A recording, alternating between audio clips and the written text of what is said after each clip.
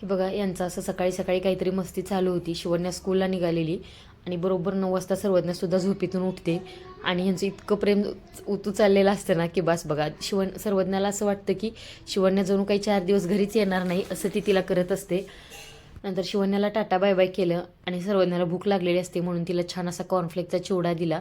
मस्त गॅलरीमध्ये उन्हाला बसून ती चिवडा खात होती, कारण उन्हालाच बसतो आम्ही. इतकी थंडी वाढली ना की खरंच म्हणजे किती जरी दरवाजे खिडक्या लावून बसलं ना तरी असं वाटतं की इतकी भयंकर थंडी आहे. त्याच्यामुळे आमच्या बाल्कनीमध्ये छान ऊन येतं सकाळचं आणि ती बराच वेळ तिथंच खेळत असते. आणि ग्रिल वगैरे आहे त्यामुळे म्हणजे काही भीती वाटत नाही की बाबा ती एकटी जरी खेळत असेल तरी.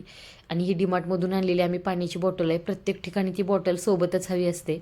त्याच्यानंतर मी हे काल आवळा, बीटरूट आणि गाजराचा छान असा ज्यूस बनवला होता आणि त्याचे जे ज्यूस होता तर तो मी आईस क्यूबमध्ये ओतून ठेवलेला फ्रीझरमध्ये. तर त्याच्यातलाच एक क्यूब घेऊन मी ग्लासमध्ये टाकला आणि त्याच्यामध्ये पाणी ओतलं. छान असा ज्यूस तरी तयार झाला होता, पण त्याच्यामध्ये छोटे छोटे असे पार्टिकल्स आले होते. कशाचे होते माहीत नाही, म्हणजे काही कळलं नाही मला. आणि ते हाताने प्रेस केले तर अगदी इझिली ते विरघळून जात होते. पण लांबनं जर बघितलं तर असं वाटत होतं की ते प्लास्टिकच आहे की काय. तर तुम्ही पिताना याच्यामध्ये थोडंसं चिमूटभर मीठ टाकून आणि थोडासा लिंबाचा रस टाकून पिलं तर खूप छान लागतं. तितकंच ते हेल्दीसुद्धा आहे.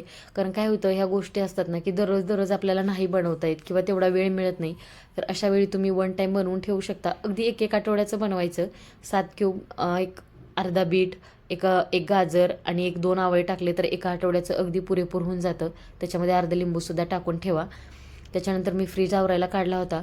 अगदी फ्रीजचा डोअरच फक्त आवरायचा होता, कारण दररोज आपण हा गडबडीमध्ये असाच पसारा ठेवतो आणि तो इतका गोंधळ होऊन जातो की कळत नाही नंतर कुठे काय ठेवले ते. त्याच्यामुळे एक 8-10 दिवसातून मी छान असा आवरून घेत असते. आता एक सेक्शन आमचं पूर्ण मसाल्यांचं आहे, कारण तेवढे मसाले मला लागतातच.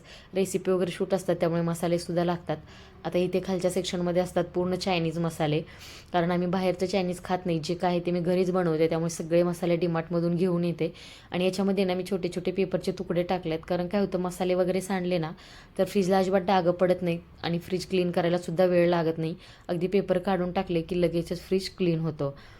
तुम्ही अशा मॅट मिळतात ऑनलाईन, ते सुद्धा घेऊ शकता, पण पेपर टाकले तर अगदी आपलं स्वस्तात मस्त होऊन जातं. त्याच्यानंतर दुपारी हिला झोप आलेली होती आणि झोपायच्या वेळेस दररोजच अशी आमची 10-15 मिनिट मस्ती चालू असते, कारण मुलांसोबतसुद्धा थोडा वेळ खेळलं पाहिजे. आणि दुपारी यांचा असं काहीतरी खेळ चालू होता, कांदे, बटाटे, लसूण. एक रिकामं कोरडा हलवत होती आणि दुसऱ्याने तर त्याच्यामध्ये पाणी ओतलं होतं.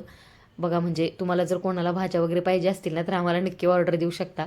हे बघा, ए 2 कुकीज आहेत आमच्याकडे, हे छान भाज्या